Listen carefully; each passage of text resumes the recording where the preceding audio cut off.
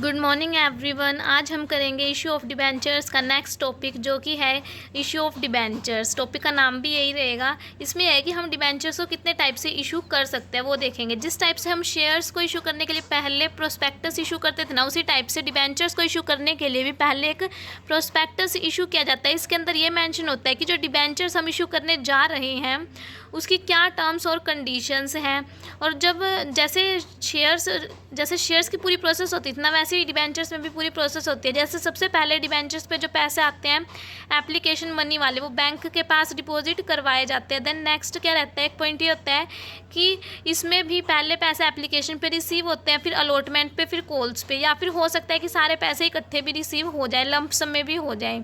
और companies act 2013 के section 39 के अंदर ये बताया हुआ है कि जो मिनिमम सब्सक्रिप्शन की कंडीशन है वो डिबेंचर्स पर भी अप्लाई होती है। हर टाइप की सिक्योरिटीज़ पर ये अप्लाई होती है। ये मिनिमम सब्सक्रिप्शन की सिचुएशन हम पहले भी डिस्कस कर चुके हैं। ये इस टाइप की सिचुएशन होती है कि कंपनी ने टोटल जितने भी डिबेंचर्स इशू किए हैं उसमें से 90% जो टोटल डिबेंचर्स का है वो पब्लिक के द्वारा एक्सेप्ट किया जाना जरूरी है। अदरवाइज कंपनी जो है वो पर्टिकुलर सिक्योरिटी को इशू नहीं कर पाएगी, उससे उसके सारे पैसे रिटर्न करने पड़ेंगे। उसके बाद बात आ जाती है कि हम डिबेंचर्स को कितने टाइप से इशू कर सकते हैं। हम डिबेंचर्स को वही 3 टाइप से इशू कर सकते हैं, एट पार, एट प्रीमियम और एट डिस्काउंट। डिबेंचर्स को इशू करने पे कोई रिस्ट्रिक्शन नहीं होती कि भी हम डिस्काउंट पे इशू नहीं कर सकते या कोई और कंडीशन नहीं होती। हम तीनों टाइप से इशू कर सकते हैं डिबेंचर्स को। देन जिस टाइप से शेयर्स की एंट्री होती थी, जर्नल एंट्री, उसी टाइप से डिबेंचर्स की होती है। तो हम एंट्रीज देखेंगे क्या होती है डिबेंचर्स को इशू करने पे। जैसे फर्स्ट रहेगी on receipt of application money. जब हमें डिबेंचर्स पे एप्लीकेशन मनी रिसीव हुई तो एंट्री क्या होगी, bank account debit to 12% debenture application account. Then narration लिखी जाएगी एप्लीकेशन मनी रिसीव्ड। यहाँ पे हमने बैंक अकाउंट को डेबिट इसलिए किया है क्योंकि रियल अकाउंट के रूल के अकॉर्डिंग यूज हुआ है डेबिट व्हाट कम्स इन, यानी पैसे आए हैं इसलिए बैंक अकाउंट को डेबिट किया गया है। और यहाँ पे क्रेडिट में 12% इसलिए यूज़ हुआ है क्योंकि डिबेंचर के ऊपर रेट ऑफ इंटरेस्ट है 12%। देन नेक्स्ट रहेगा on transfer of application money to debenture account, यानी कि जो हमें पैसे रिसीव हुए हमने उसे डिबेंचर अकाउंट में ट्रांसफर कर दिया, तो क्या एंट्री होगी, debenture application account debit to 12% debentures account. Then narration लिखी जाएगी एप्लीकेशन मनी ट्रांसफर्ड। इसके बाद थर्ड पॉइंट रहेगा on refund of money on total rejected application, यानी कि जो हमने एप्लीकेशन रिजेक्ट कर दी उस पर हम पैसे वापस दे रहे हैं, तो जब हमें पैसे रिसीव हुए थे ना उसकी उल्टी एंट्री कर देंगे, debenture application account debit to bank account. Narration लिखेंगे एप्लीकेशन मनी रिटर्न। देन उसके बाद क्या है कि जो हमें एप्लीकेशन पे सरप्लस पैसे रिसीव हो गए उसको हम अलॉटमेंट पे एडजस्ट कर रहे हैं, तो एंट्री क्या होगी, 12% debenture application account debit to 12% debenture allotment account. तो नरेशन लिखी जाएगी transfer of excess application money to allotment account, यानी कि एप्लीकेशन मनी को अलॉटमेंट पे हमने कर दिया एडजस्ट। उसके बाद है अलॉटमेंट मनी को हम ड्यू करेंगे तब क्या एंट्री होती है, 12% debenture allotment account debit to 12% debentures account. Allotment money due हो गई अलॉटमेंट वाली मनी, फिर हमें पैसे जब मिल गए तो बैंक अकाउंट डेबिट हो जाएगा, वही debit what comes in to 12% debenture allotment account. Narration लिखेंगे अलॉटमेंट मनी रिसीव्ड। इसी टाइप से जब फर्स्ट कॉल मनी ड्यू हुई तो 12% debenture first call account debit to 12% debenture account, first call money due.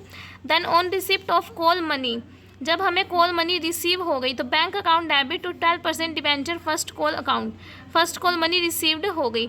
इसी टाइप से अगर कोई और कॉल है, सेकंड कॉल या फाइनल कॉल, तो उसकी एंट्रीज भी सेम हो जाएगी, debenture second call account debit to debenture account, फिर उसके पैसे रिसीव जाएंगे bank account debit to debenture second call account. इसके बाद ये सब जो एंट्रीज किया हमने, ये है कि issue of debentures at par पे जब हम इशू करते हैं तब हम इस टाइप से एंट्रीज करते हैं। देन नेक्स्ट है issue of debentures at premium. इसका मतलब है कि जितने के हमारे डिबेंचर है ना, यानी डिबेंचर की जो फेस वैल्यू है उससे ज़्यादा पे हमने वो इशू कर दिए, तो इसका मतलब होता है कि हमने वो प्रीमियम पे इशू कर दिया। जैसे कि एक डिबेंचर 100 रुपये का है, उसको 110 रुपये में इशू कर दिया, इट मीन्स 10 रुपये उसका प्रीमियम हो गया। इस ये क्या होता है, कैपिटल प्रॉफिट होता है कंपनी का, क्योंकि कंपनी को जो है कभी कभी ही होता है, नॉर्मल कोर्स ऑफ बिजनेस से नहीं होता है, कभी कभी होता है। तो कैपिटल लॉसेस जो होते हैं उसको राइट ऑफ करने के लिए हम कैपिटल प्रॉफिट का यूज़ करते हैं। कंपनी के कैपिटल लॉसेस कौन से हो सकते हैं, जैसे कि discount on issue of shares and debentures. Company ने कोई डिस्काउंट दे दिया, वो उसको लॉस हो गया, वो उस लॉस को कैपिटल इस वाले प्रॉफिट से पूरा कर सकते हैं। Then premium on redemption of debenture, ये भी कंपनी का लॉस है, capital loss. Preliminary expenses, goodwill, patent etcetera, ये कंपनी का कैपिटल लॉस है जिसको वो कैपिटल प्रॉफिट से पूरा कर सकती है कंपनी। उसके बाद है कि जैसे हम शेयर्स अकाउंट में शेयर प्रीमियम अकाउंट यूज़ करते थे ना, उसी टाइप से यहाँ पे जो प्रीमियम रिसीव होएगा उसके लिए हम सिक्योरिटी प्रीमियम रिजर्व अकाउंट जैसे वहाँ यूज़ करते थे वैसे ही करेंगे, बस वहाँ पे शेयर प्रीमियम के लिए होता था, यहाँ पे डिबेंचर प्रीमियम के लिए security premium reserve account word का यूज़ होएगा। Then security premium reserve account जो है उसको हम बैलेंस शीट में कहाँ पे शो करते हैं, इक्विटी एंड लाइबिलिटीज़ साइड पे जो हेड होता है हमारा रिजर्व एंड सरप्लस उसके अंदर शो करेंगे।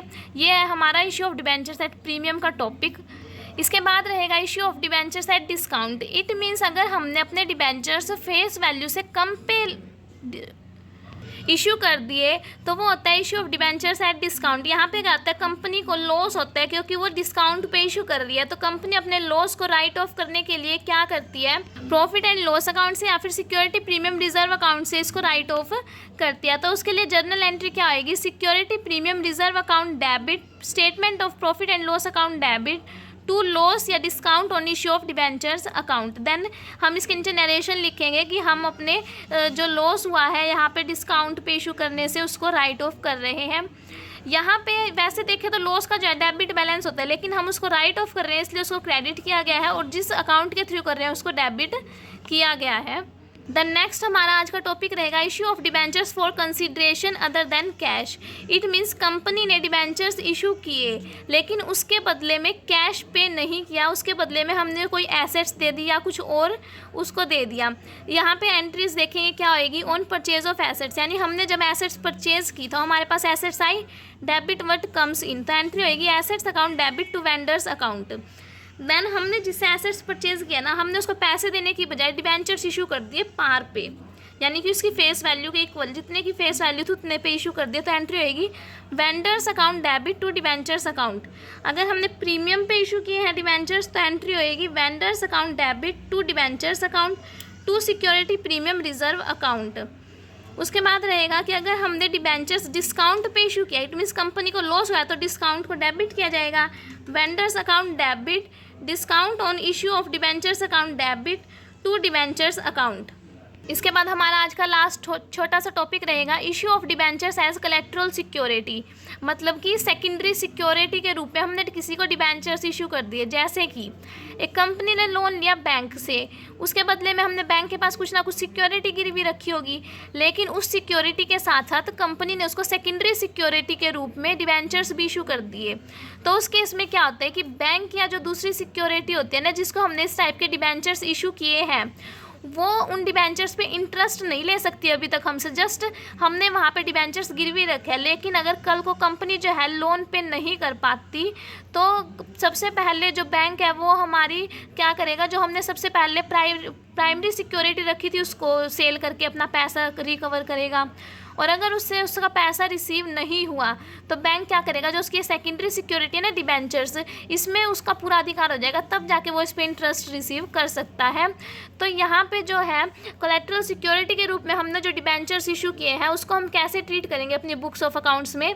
पहला मेथड तो हमारे पास है कि हम इसके लिए कोई अलग से जर्नल एंट्री नहीं करेंगे, क्योंकि हमने डिबेंचर जस्ट सिक्योरिटी के रूप में रखे हैं। अगर हम लोन टाइमली पे कर देते हैं तो डिबेंचर्स हमारे पास वापस आ जाएंगे, तो इसके लिए हम कोई एंट्री नहीं करेंगे। तो नॉर्मल सी क्या ट्रीटमेंट होएगा, एक एंट्री करेंगे bank account debit to bank loan account, और इसके लिए ना हम मतलब फाइनल अकाउंट पे कोई इफेक्ट नहीं आने देंगे। फाइनल अकाउंट में हम जस्ट क्या करेंगे कि जो हमारा नोट्स ऑफ अकाउंट्स होता है ना, उसमें एक नोट डाल देंगे कि भी हमने अभी डिबेंचर्स कोलैटरल सिक्योरिटी के रूप में रख रखे हैं, क्योंकि हम उसे कहीं और इशू तो कर नहीं सकते, इसलिए सिर्फ नोट्स ऑफ अकाउंट्स में एक रिमेंबर रखने के लिए वहाँ डाल देंगे, कोई इफेक्ट नहीं आएगा बैलेंस शीट पे। लेकिन सेकंड मेथड क्या है कि अगर हम अलग से कोलैटरल सिक्योरिटी वाले डिबेंचर्स की एंट्री करना चाहते हैं तो उसके लिए एंट्री रहेगी, जब हमने लोन लिया उसकी तो सिंपल सी है bank account debit to bank loan account, लेकिन जब हम उसे कोलैटरल सिक्योरिटी के रूप में कहीं पे इशू कर रहे हैं, किसी बैंक को दे रहे हैं, तब जर्नल एंट्री होएगी debentures suspense account debit to debenture account. और इस टाइप की जर्नल एंट्री को हम बैलेंस शीट में शो भी करके दिखाएंगे। जो इक्विटी एंड लायबिलिटीज़ साइड के अंदर हमारा डिबेंचर अकाउंट बनेगा उसमें से इसको लेस करके दिखाना पड़ेगा, और जब हम उसका लोन वापस पे कर देते हैं, हमारे पास अपने डिबेंचर्स वापस आ जाते हैं, तो हमें इस एंट्री की अपोजिट एंट्री करके अपने अकाउंट्स को प्रॉपर दोबारा से शो करना पड़ेगा। ये था आज का हमारा टोटल कंप्लीट टॉपिक कि हम डिबेंचर्स को किन टाइप्स से इशू कर सकते हैं।